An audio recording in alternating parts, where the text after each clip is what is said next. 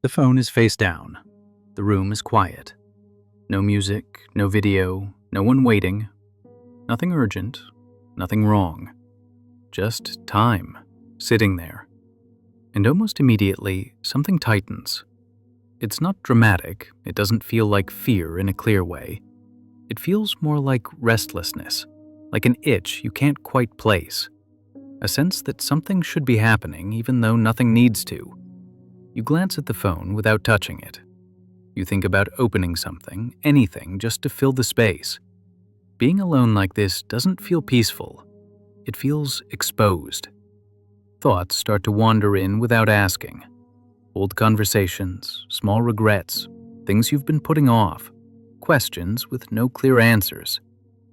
You don't chase them on purpose, but they show up anyway. The silence makes room for them.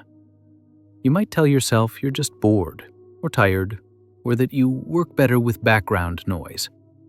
But it's not really about productivity.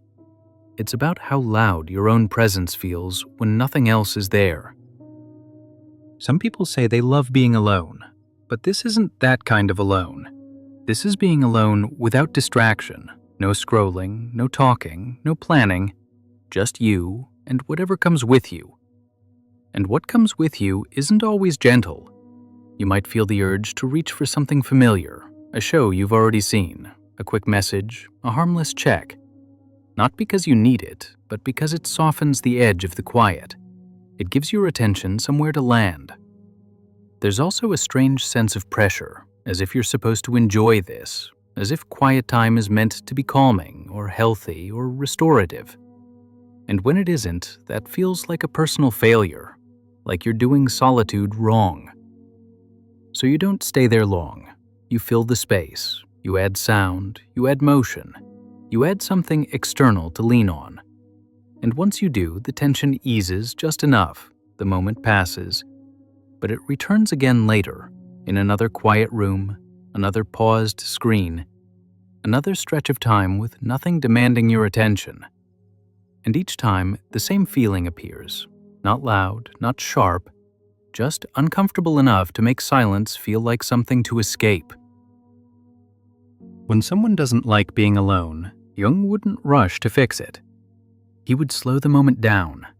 Inside that discomfort, there is often more than one feeling at the same time. Restlessness can sit next to relief. Tension can exist alongside a quiet sense of safety. Wanting distraction doesn't always mean wanting people. It often means wanting distance from something inside. Silence removes the usual buffers. Without sound or movement, the inner world steps forward. Thoughts that normally stay in the background begin to move closer. Feelings without clear names drift in. Not because they are urgent, but because there is finally space. This can feel like pressure. Jung would say that what we avoid is not always dangerous. It is often unfamiliar. Inner images, emotions, or questions that haven't been listened to don't disappear. They wait. And when external noise fades, they take their chance to be noticed. That doesn't mean something is wrong. Discomfort here can be a form of protection. The mind reaches for distraction the same way a hand reaches for a railing in the dark. It's a way of staying oriented, of not falling too far inward too fast. Sometimes what appears is sadness without a clear reason. Sometimes it's irritation. Sometimes it's a sense of being unfinished or behind or unclear about where life is going. These aren't problems to solve in the moment. They are signals that something inside hasn't had language yet. Jung would also notice the strength hidden in the avoidance. Not everyone can sit with their inner world right away. Pulling back can be a form of care. Choosing sound over silence can be a way of staying functional, not a sign of weakness. The psyche protects itself when it senses overload. What matters is not forcing calm or forcing solitude or forcing insight. What matters is noticing. Noticing that silence brings something up. Noticing that distraction brings relief. Noticing that both have a reason. From this view, not liking being alone isn't a flaw. It's a relationship with inner life that may still be forming, one that moves in small steps, not declarations. Jung would leave it there, No judgment, no instruction. Just the quiet understanding that when someone avoids silence, it's often because something inside is still learning how to be met.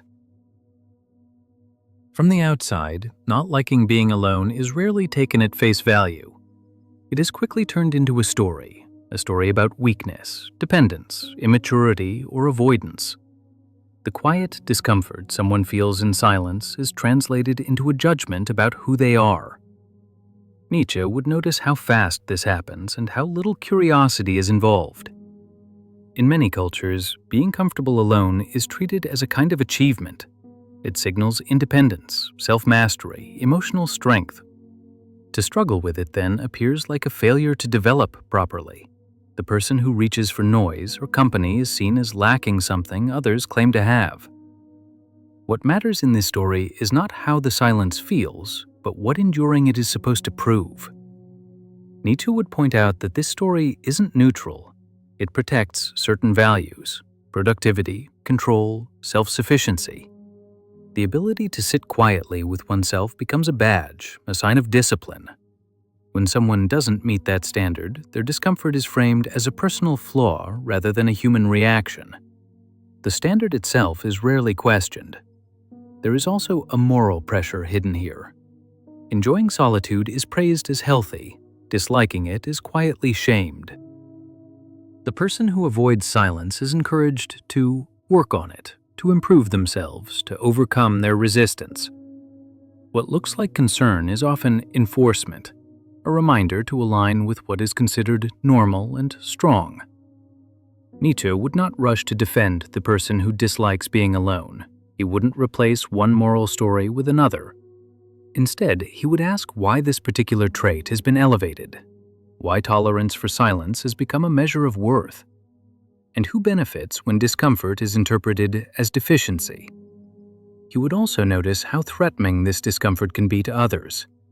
Someone who admits they don't like being alone disrupts the image that solitude is always enriching. Their honesty cracks the ideal. It reminds people that silence does not automatically lead to wisdom or peace. Sometimes it leads to unease, and that unease has no quick resolution. In this way, the story around not liking being alone says less about the individual and more about the values surrounding them. Nietzsche would leave the question open, not asking whether the discomfort should be fixed, but whether the story attached to it deserves so much authority. When someone doesn't like being alone, the pressure doesn't come only from inside. It also comes from how aloneness is interpreted by others. Freud and Fromm would notice this from different angles, but they arrive at a similar place. Freud would pay attention to the unease itself, not as a flaw, but as something learned. Silence can stir feelings that were once overwhelming.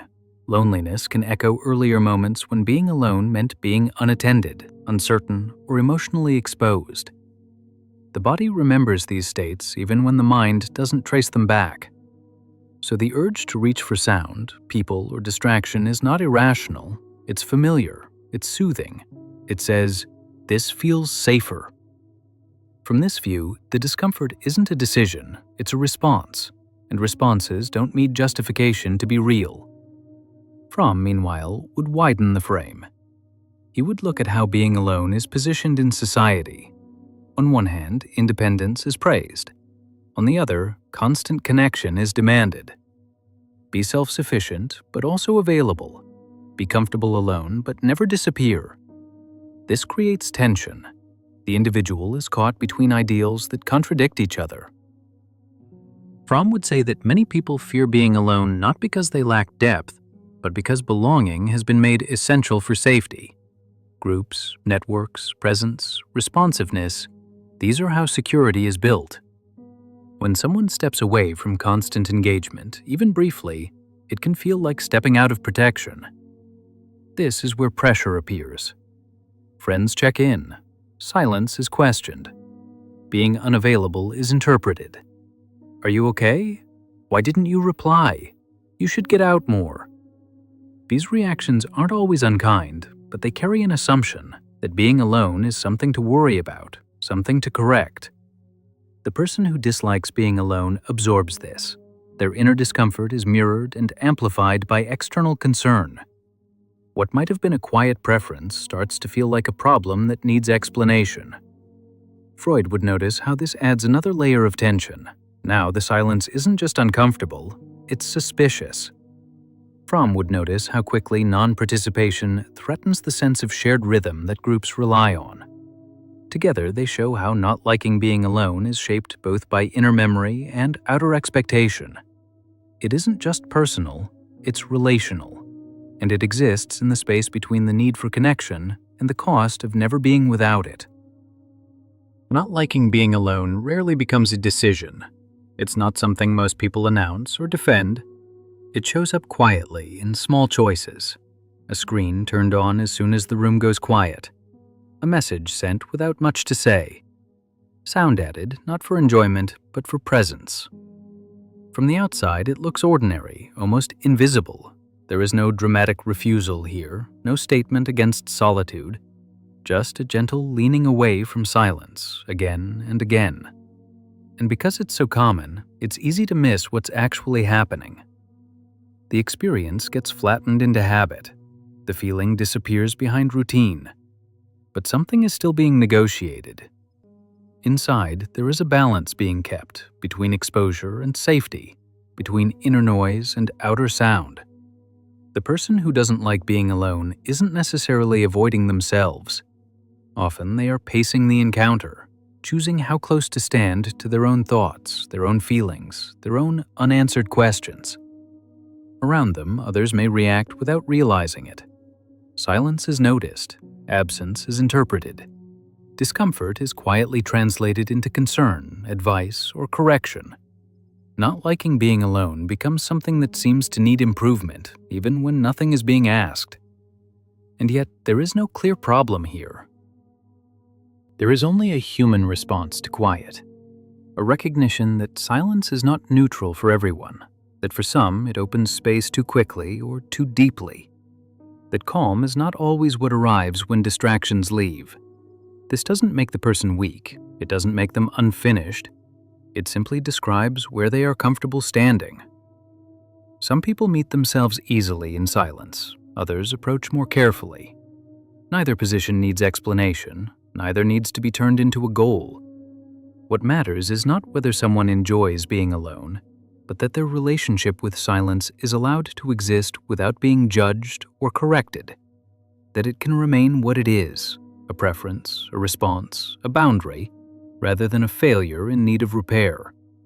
Not everyone steps into quiet the same way, and sometimes choosing sound is not an escape at all. It's just how someone stays present.